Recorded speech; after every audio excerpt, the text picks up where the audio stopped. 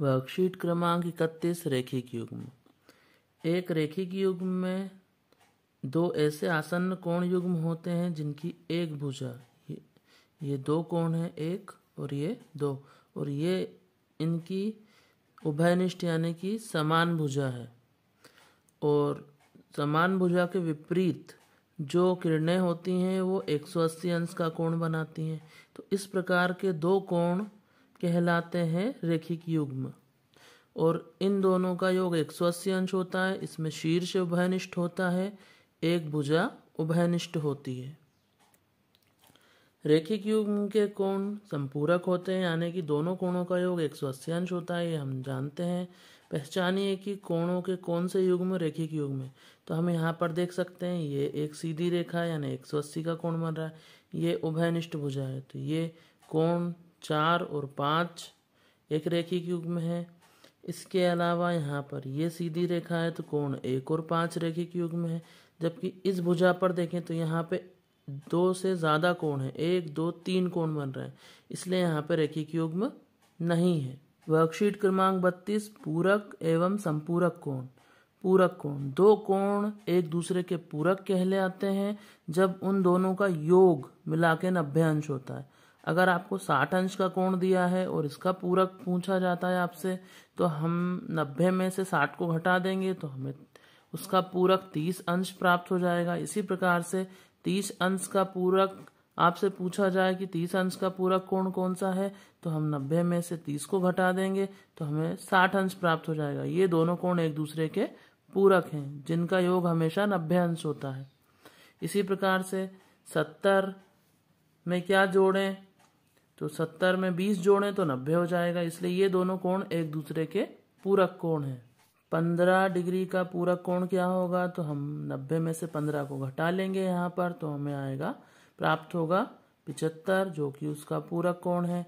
इसी प्रकार से 35 में क्या जोड़ें कि 90 आ जाए, तो वो है 55 अंश। तो 55 अंश का कोण 35 का पूरक होगा और 35 55 का पूरक कोण होगा। 40 अंश दिया हुआ है, तो 40 90 में से हम 40 को घटा देते हैं तो हमें प्राप्त हो जाएगा 50 अंश, यानी 40 अंश का पूरक कोण 50 अंश है। इसी प्रकार से 50 अंश का पूरक कोण 40 अंश है। दो पूरक कोणों का योग हमेशा 90 अंश होता है, ये आपको ध्यान रखना है। यहाँ पे देखिए 65 अंश, तो 25 इसका पूरक है और 25 अंश का पूरक 65 अंश है, दोनों का योग 90 अंश है। इसी प्रकार से हम अन्य कोण भी ज्ञात कर लेंगे।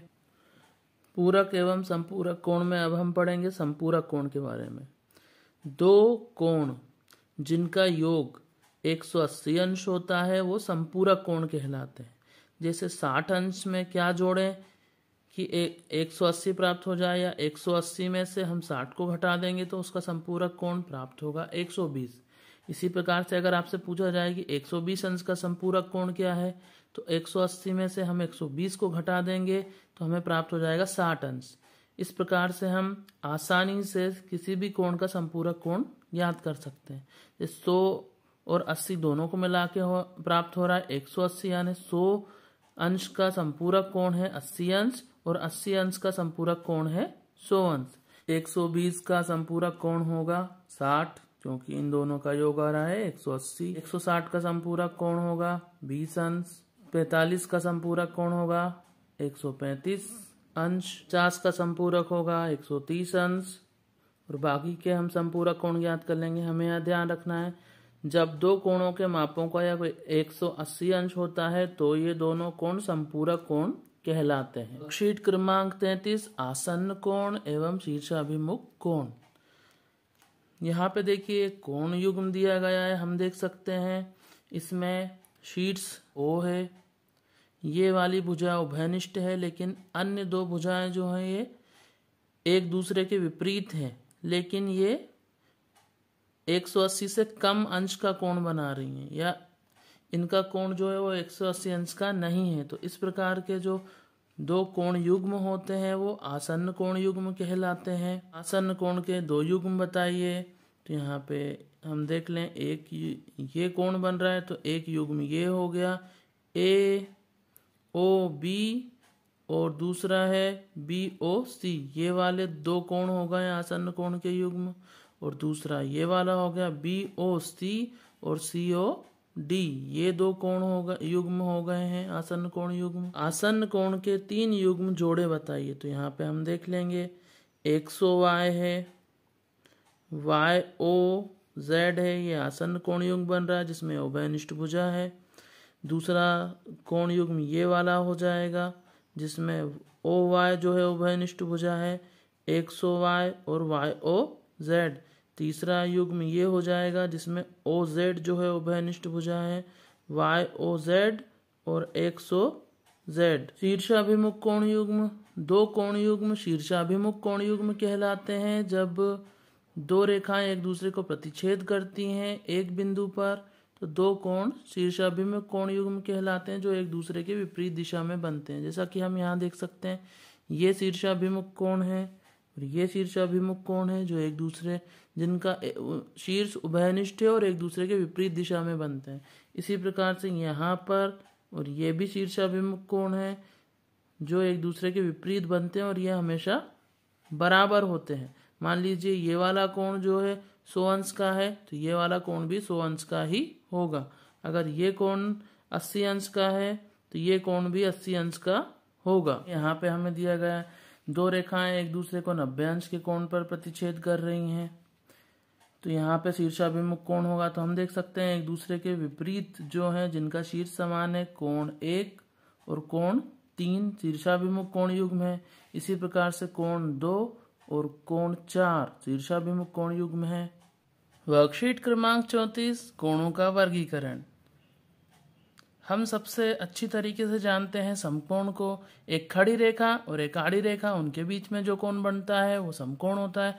यहाँ पे देखिए, यहाँ पे भी समकोण बन रहा है। हमारे आसपास सबसे ज़्यादा समकोण बनता है। इसकी पहचान बहुत अच्छे से करना ज़रूरी है क्योंकि इसी से तुलना करके हम अन्य कोणों को आसानी से पहचान सकते हैं। जैसे हम देखें तो ये कोण समकोण से ज़्यादा चौड़ा है तो इसे बोलते हैं अधिक कोण।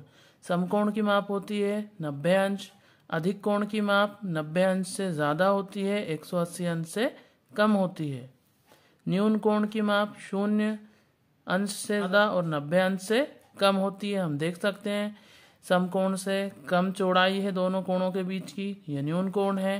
प्रतिवर्ती कोण 180 अंश से ज़्यादा होता है और 360 अंश से कम होता है इसका माप। ऋजु कोण एक सीधी रेखा होती है जिसमें दो विपरीत किरणें एक ही बिंदु से निकल रही होती हैं विपरीत दिशा में, तो बनता है ऋजु कोण।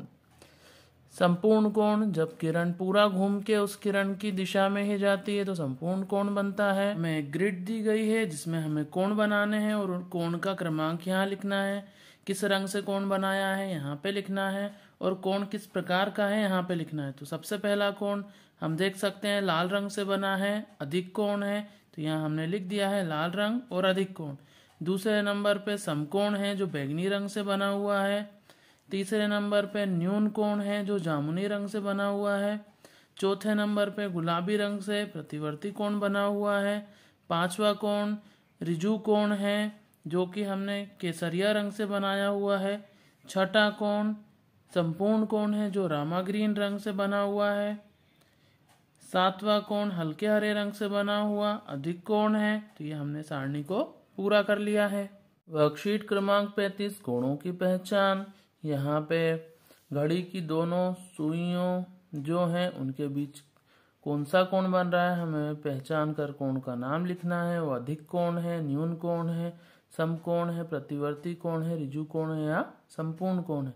तो हम यहाँ पे देख सकते हैं ये 90 अंश से कम कोण है, यानी कि इसकी माप 90 अंश से कम है, तो ये होगा न्यून कोण। ये कोण की माप 90 अंश से ज़्यादा है, इसलिए ये अधिक कोण होगा। हम 90 अंश के कोण को आसानी से पहचान सकते हैं। ये आड़ी रेखा और ये खड़ी रेखा जो है इनके बीच में 90 अंश का कोण बन रहा है। ये अधिक कोण है, 90 अंश से ज़्यादा इसकी माप है। न्यून कोण है, 90 अंश से कम माप है। ये देखिए समकोण है, यानी कि 90 अंश का कोण है, इसे बोलते हैं हम समकोण। यहाँ पे आप देखें तो ये कोण पीछे की तरफ बन रहा है, यानी 180 अंश से ज़्यादा का कोण है, लेकिन 360 से कम है इसकी माप है, तो ये होगा प्रतिवर्ती कोण। इसी प्रकार से ये कोण भी 180 अंश से ज़्यादा है और 360 अंश से कम इसकी माप है, तो ये प्रतिवर्ती कोण है। और ये देखिए पूरा घूम के पहले किरण के सीध में दूसरी किरण जा रही है, यानी कि संपूर्ण कोण है। और ये देखिए एक सीधी रेखा बन रही है जहाँ कोण बन रहा है, तो ये ऋजु कोण है।